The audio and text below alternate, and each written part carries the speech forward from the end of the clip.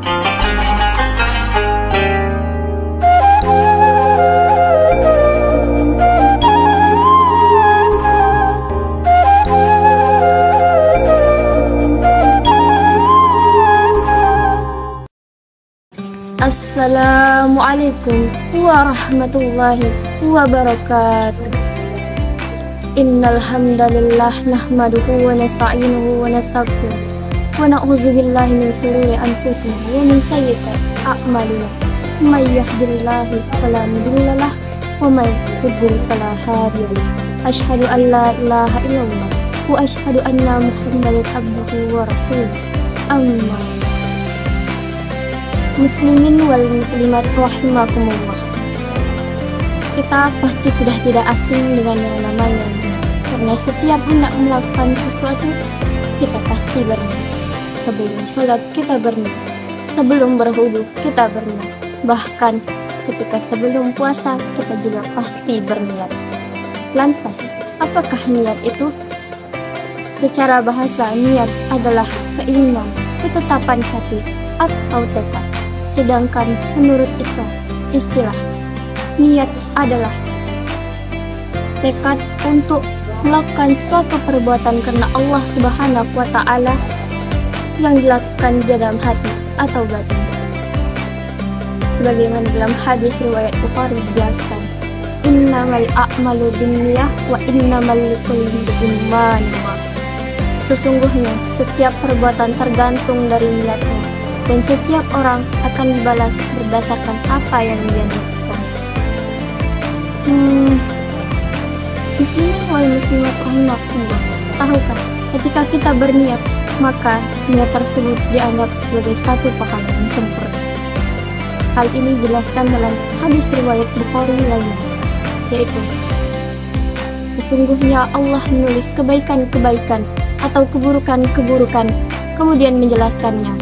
Barang siapa yang berniat melakukan kebaikan lalu tidak mengerjakannya, maka Allah tulis itu di sisinya sebagai satu kebaikan yang sempurna. Dan jika dia berniat melakukan kebaikan lalu mengerjakannya, maka Allah tulis itu di sisinya sebagai 10 kebaikan atau 700 kebaikan. Dan jika dia berniat melakukan keburukan lalu tidak jadi mengerjakannya, maka Allah tulis itu di sisinya sebagai satu kebaikan sempurna. Dan jika dia berniat melakukan keburukan lalu ia mengerjakannya, maka Allah tulis itu di sisinya sebagai keburukan. Dari sini dapat kita simpulkan bahwa pahala niat berlipat-lipat ketika kita mengerjakannya. Berniat mendapat satu pahala. Mengapa kita tidak melakukan yang namanya berniat? Namun jangan karena hal ini kita malah menyepelekan ibadah-ibadah yang hendak kita lakukan. Contoh, ketika kita hendak bersedekah, kemudian ada hal yang menghalangi, lalu kita meninggalkan hal tersebut dengan sengaja dan malah tidak jadi melakukan sedekah tersebut.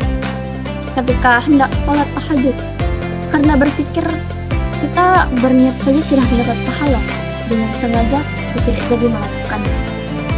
Atau malah dengan sengaja kita melakukan niat buruk seperti berniat hendak menjahili teman, mengambil barang teman, atau bermacam lainnya. Namun tidak dikerjakan karena tahu bahwa hal itu mendapat pahala. Na'udzubillah min dzalik. Semoga kita terhindar dari segala macam keburukan-keburukan yang entah berasal dari bisikan syaitan atau dari lingkungan sekitar. Di bulan Ramadan yang penuh berkah ini, marilah kita memperbaiki diri lebih daripada sebelumnya. Dan juga marilah kita menanamkan hal-hal baik dalam diri ini, walaupun pahalanya hanya sebesar biji zarah. Sekian yang dapat saya sampaikan. Billahi taufik wal hidayah. Wassalamualaikum warahmatullahi wabarakatuh.